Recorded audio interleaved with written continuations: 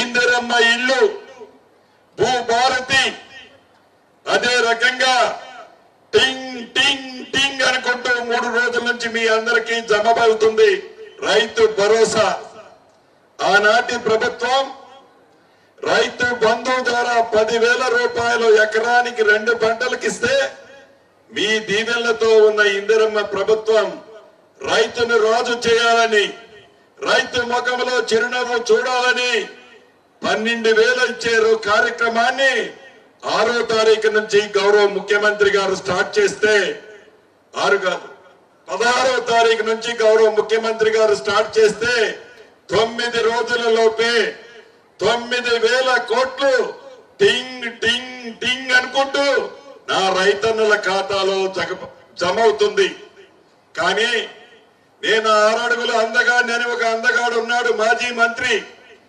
నిన్న ఒక దగ్గర ఒక ధర్నా చేస్తూ ఫ్లెక్సీలు పెట్టుకొని, ప్లే కార్డులు పెట్టుకొని రప్ప రప్ప రప్పట.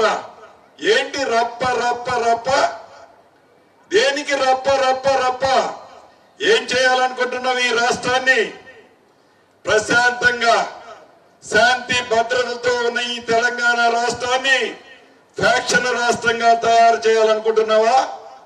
ఏంది నీ అసలు ఉద్దేశం? ఏమి పేదోడికి ఇబ్బంది అయిందని రప్ప రప్ప రప్పండి, టింగ్ టింగ్ టింగ్ న డబ్బులు పడుతున్నందుక రప్ప రప్ప? కాబట్టి శాంతి భద్రతల్ని కాపాడే దాంట్లో ఈ ప్రభుత్వానికి చిత్తశుద్ధి ఉంది. ఎవరైనా శాంతి భద్రతలను విఘాతం కలిగిస్తే ప్రజలే వాళ్ళకి బుద్ధి చెప్తారు. గతంలో చెప్పారు, మళ్ళీ చెప్తారు.